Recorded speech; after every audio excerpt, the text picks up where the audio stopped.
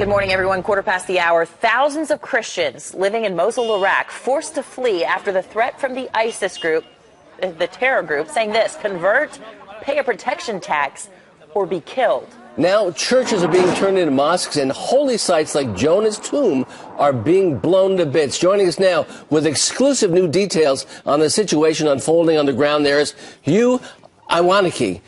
He's a former emissary to Iraq and author of Shock and Alarm. Good morning, Hugh. Good morning, and thank you for having me. And you've got some dramatic new information this morning. You're really talking about a genocide. Tell us what's going on in Iraq and how are Christians being affected? Well, that's right. It is, in fact, a genocide that's going on. And what's happening in Iraq shouldn't be a surprise to us. The events that have taken place are entirely predictable, as I wrote about in my book, Shock and Alarm.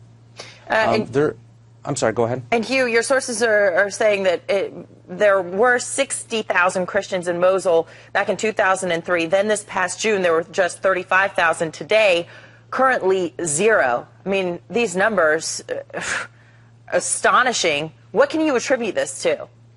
This is shocking, and in fact, some of my sources have provided me that, for example, there's the Presbyterian Church in Mosul that was founded in 1850, has now closed its doors, is deserted, with the last 4 members fleeing the country. Well, tell us also, you also detail how an American Christian now is being held for $5 million ransom by ISIS, the dastardly terrorist group there. Tell us about that.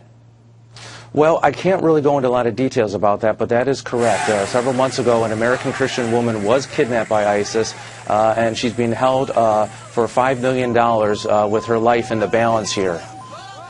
Well, what do you think the President of the United States needs to do in this situation? I mean, for Christians, Christians make up a large portion of the population here at home, and we're supposed to love our brothers and sisters in Christ.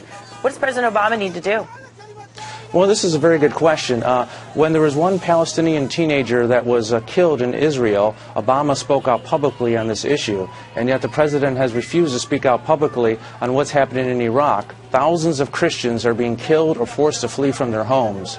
We as Americans, I believe, need to take decisive action, and not just the president, but also our country. Americans need to contact their elected representatives and to put pressure on our government to help these Iraqis find safety.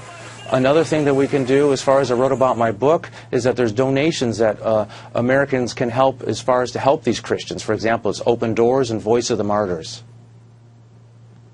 Well, that's very, very interesting. And a lot of Americans feel powerless and helpless in hearing about this and are wondering why the American government has not stepped up, but they can step up in their small ways. Hugh Iwaniki, Shock and Alarm, new book. Thanks for being with us here today. Keep us up to date as what is happening with this new genocide, as you say. Please do. I will do that. Thank you very much for having me. Thank you.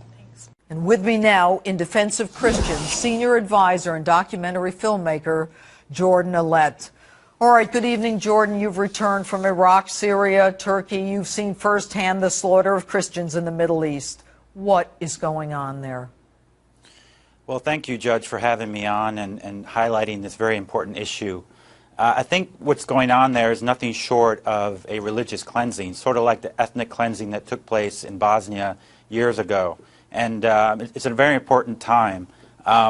We met with Christians, like you said, in Syria, Iraq, refugee camps in Lebanon, in Egypt, Coptic Christians there. And over again, like you said, they asked us the same question, and we didn't really have a very good answer for it. And that was, what is the West doing? What is the U.S. government doing? What are Americans doing to support the beleaguered Christian church in the Middle East?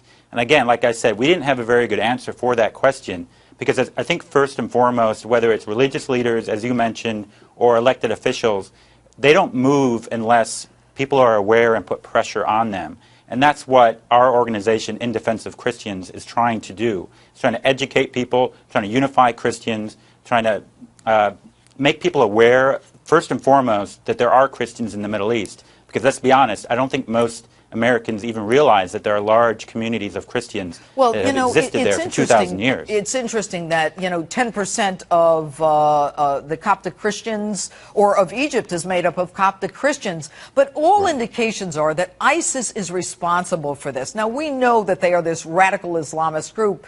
Who are they, and how are they being funded? Well, most likely they're being funded by Saudi Arabia and some of these radical groups there. But obviously their goal is, like I said, a religious cleansing, to get rid of all, not only Christians, but anything, like you mentioned, having to do with Christianity, whether it's the churches, the crosses, and they want to make it sort of one big Saudi Arabia. And that's not only a negative thing for the Christians there, but that's a very bad thing for the world in general. And they're talking about doing it not just in the Middle East. Am I correct about that? Well, I think it would be naive to assume that they would stop with just Iraq and Syria and some of these other countries. I'm sure there's a bigger plan there. And if we think that they would stop at that point, like I said, I think we'd be very naive.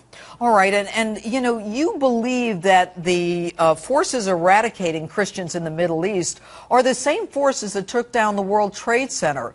Why do you say that? And I assume that you're saying that there is a national security interest in this issue for the United States.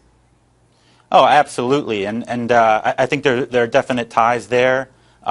Some of the same funding sources, like I said, that were involved with Al-Qaeda. And as we know, ISIS is actually in a more extreme group than Al-Qaeda. Right.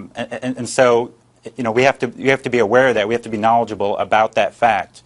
But like I said, we need to make sure that we stand for the Christians there, because when Christians are in these communities, there's a real difference. Like the Coptic Christians, who make up 10% of the population in Egypt, a lot of times they influence poor Muslims in general in the institutions, whether it's schools, whether it's hospitals, and they have a real effect, because Muslims who are brought up in a Christian school or have Christian neighbors and friends are a lot less likely to be radicalized than those that are brought up in a totally sort of extremist environment. And Jordan, what we do know is that from what happened in Egypt, that a lot of the Muslims were taking Christians into their mosques to assist them, and Christians were helping Muslims. So it's as though, at a certain level, at a human-to-human level, people can live together as they have for centuries, but it's at the top where this hate and this, this vitriol and violence is coming down. But what happens if Christians are forced out of the Middle East?